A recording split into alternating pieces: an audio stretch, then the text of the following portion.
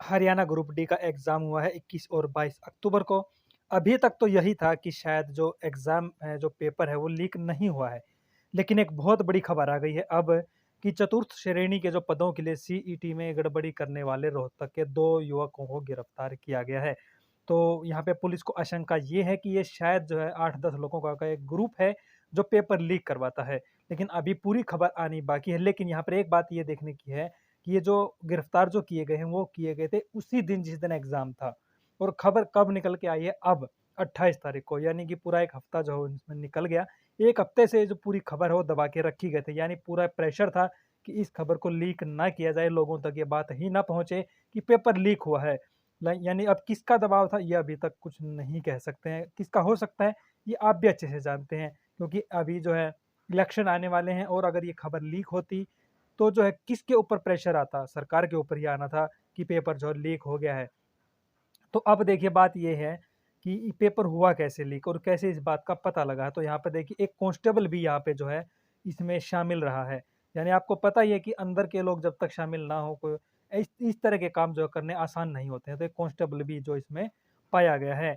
तो अब इनके पास से मिला क्या है? परीक्षा पास करवाने के लिए ली गई अग्रिम राशि एडवांस में जो है उनसे पैसे लेते थे। तो उनका चेक मिला है, मोबाइल फ़ोन और कुछ अन्य सामान भी मिला है। तो अब ये यहाँ पे देखिए जगह इन्होंने यहाँ पे बता रखी है। एक तो रोहतक के ये युवक हैं, एक कपिल नाम का कोई युवक है और चिड़ी गाँव का जो है वेदपाल है। ठीक है? तो ये 2 युवक पकड़े गए हैं। अब बाकी और भी लोग इसमें पकड़े जाएँगे जैसे ये मुँह खोलते जाएँगे। तो कैसे क्या करवाते थे कि पेपर लीक 1 रात पहले ही करवा लिया करते थे।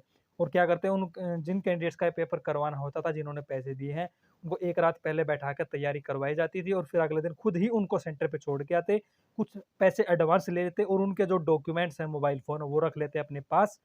और उसके बाद जब पेपर से वो बाहर निकलते, तो फिर उनकी जो बाकी की जो पेमेंट है वो ले लिया करते थे। इस तरह से पूरी जो तैयारी है वो इनकी थी और ये इस तरह से पेपर जो आउट करवाते थे। लेकिन पेपर जो है कितना ये लीक कर पाए हैं, नहीं कर पाए हैं, वो अभी पूरी बात नहीं आई, क्योंकि इनके पास से पेपर मिला ज़रूर है, एक प्रश्न पत्र, लेकिन ये कितना फैलाया गया है, वो बात अभी नहीं कह सकते हैं। लेकिन अब मेन बात ये है जो कैंडिडेट सोच रहे होंगे जो एग्ज़ाम दे के आए हैं दूसरे, कि क्या ये पेपर जो है कैंसल होगा?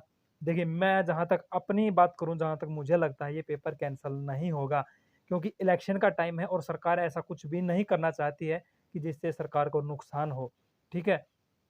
तो उन कैंडिडेट्स के लिए कम से कम अच्छी बात है जिनके अच्छे नंबर आए हैं, जिन्होंने अच्छी तैयारी कर रखी थी, अपनी मेहनत से अच्छे नंबर लिए हैं, तो उनके लिए अच्छी खबर है कि भर्ती जो का ये पेपर कैंसल नहीं होगा जहाँ तक मुझे लगता है।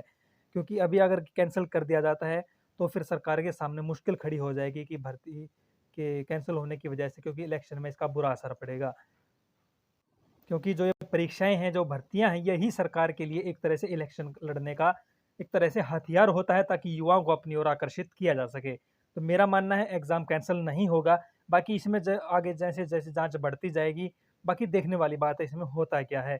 लेकिन ये बात जो है अब बात क्लियर हो गई है कि पेपर थोड़ा बहुत जो है लीक ज़रूर हुआ है। अब कितना फैला ये बात नहीं कह सकते हैं, ठीक है? ये खबर थी जो आपके साथ शेयर करनी थी। तो ये अपडेट आपको अगर पसंद आई है या नहीं पसंद आई है, जो भी है आप कमेंट करके ज़रूर बताना, वीडियो को लाइक करके शेयर कर देना और चैनल पर नए हैं और बाकी जितने अपडेट्स हैं हमेशा पाना चाहते हैं, सब्सक्राइब करके ज़रूर घंटी के निशान को दबा लेना।